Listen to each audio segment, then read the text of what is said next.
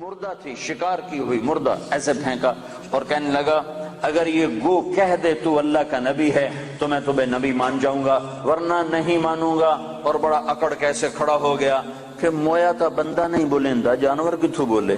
کیوں بھائی جانور کتھوں بولے؟ اسا کہہ رہا ہوں آج میرا کام بن گیا، آج میں انہوں سچیاں کو نہیں ران دینا.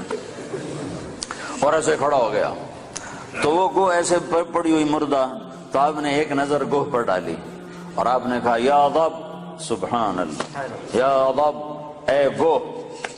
تو گوہ نے آنکھیں کھولی، بھلے زندہ ہوئی، اللہ نے زندہ کیا، آنکھیں کھولی. جانور بولا نہیں کرتے.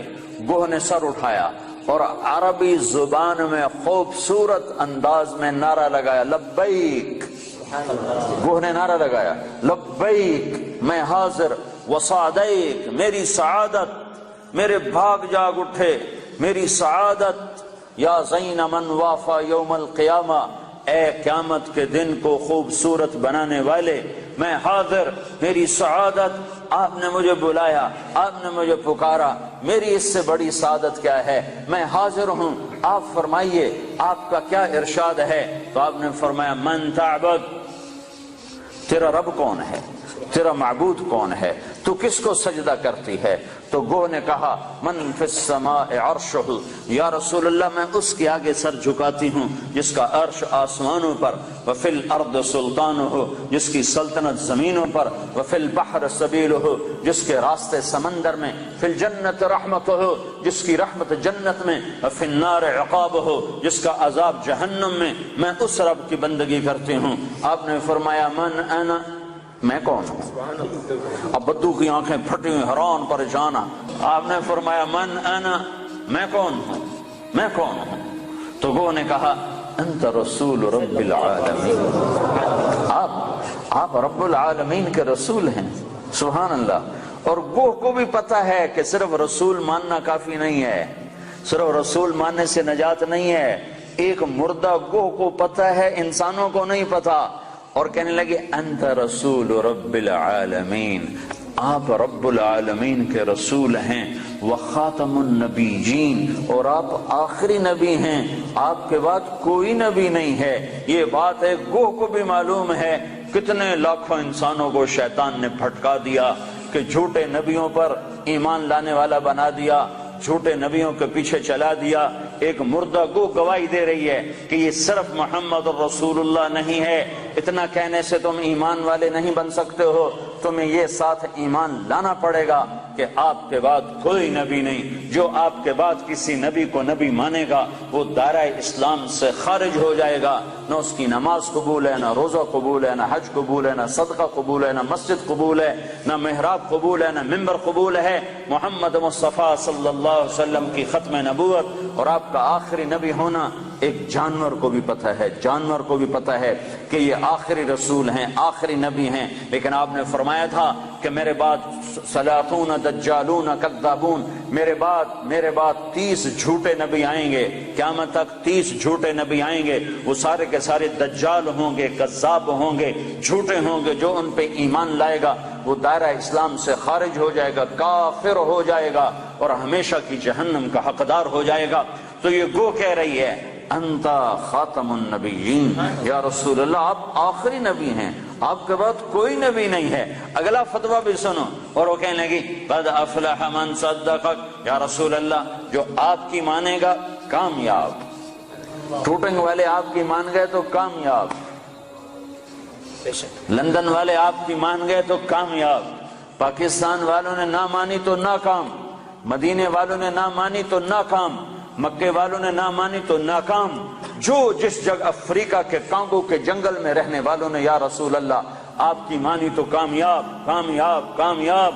لاہور کراچی والوں نے ٹھکرایا تو ناکام ناکام ناکام. کامیابی کا ایک ایک ایک ایک ایک ایک ایک ہی راستہ ہے، وہ ہے محمد الرسول اللہ صلی اللہ علیہ وسلم.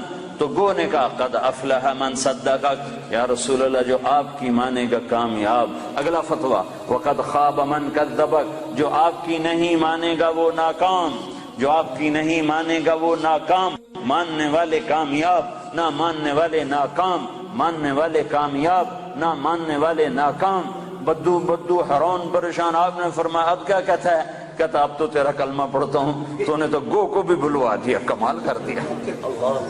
ہاں ہاں یہ میرے نبی کی نبوت ہے، یہ محمد مصطفیٰ کی نبوت ہے، عالم نبوت، آخری نبوت، خاتم الانبیاء۔ آپ کی تعلیمات قیامت تک زندہ۔ نبی اس وقت آتا ہے جب پہلے نبی کی تعلیمات مٹ جاتی ہیں۔ میرا نبی آخری نبی ہے، اس کی تعلیمات قیامت تک۔ تعلیمات تو تم چھوڑو، تعلیمات تو چھوڑو، تعلیمات تو سینے میں محفوظ ہیں۔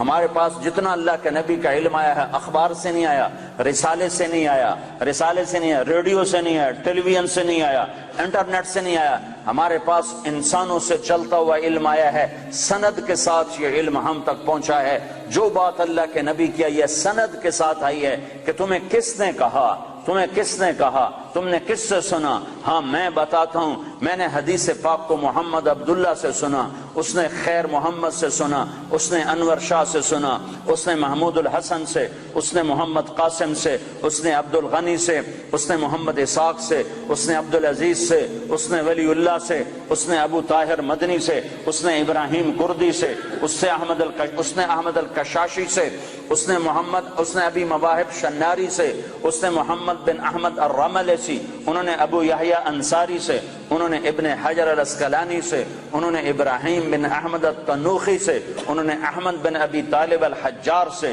انہوں نے حسین بن مبارک الزبیدی سے، انہوں نے عبد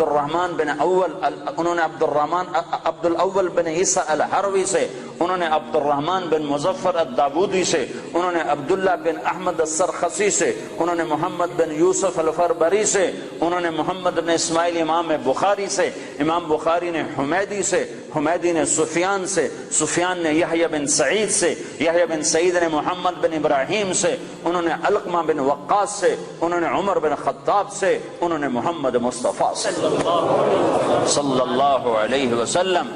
جب تک یہ سند موجود ہے کسی نبی کی ضرورت نہیں ہے، اور جب تک سورج چاند چمکتا رہے گا یہ سند کا علم چلتا رہے گا۔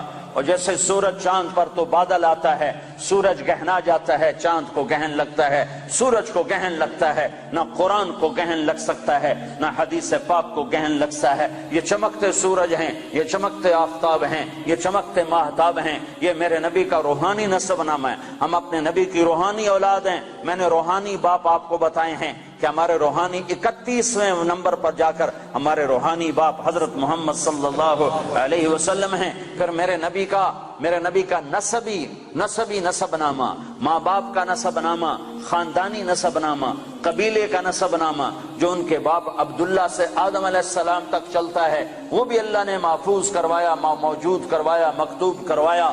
وہ ہے محمد بن عبداللہ بن عبد المطلب بن ہاشم بن عبد مناف بن قصی بن کلاب بن مرہ بن کعب بن لوی بن غالب بن فہر بن مالک بن نذر بن کنانہ بن خزیمہ بن مدرکہ بن الیاس بن مضر بن نزار بن معد بن عدنان بن اود بن حمیسہ بن سلامان بن عوس بن بوز بن قموال بن ابی بن عوام بن ناشد بن حذا بن بلداس بن یدلاف بن طابخ بن جاحم بن ناحش بن ماخی بن عیفی بن عبقر بن عبید بن الدعاء بن حمدان بن سنبر بن یثربی بن یحزن بن یلحن بن ارعوى بن عیدی بن زیشان بن عیسر بن اقناد بن ایہام بن مقصر بن ناحف بن زارہ بن سمی بن مزی بن عوض بن عرام بن قیدار بن اسماعیل بن ابراہیم بن آذر بن ناحور بن سروج بن رعو بن فائج بن عابر بن ارفخشاد بن سام بن نوح بن لامک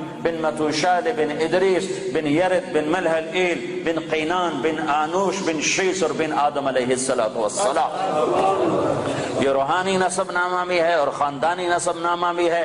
میرے رب نے اپنے محبوب کی ساری تعلیمات کو محفوظ کر دیا، قیامت تک کے لیے محفوظ کر دیا، کسی اور کی ضرورت نہیں۔ ہاں اسی کے طریقے زندہ کرو، اسی کے طریقوں کو سیکھو، اسی کو سینے سے لگاؤ۔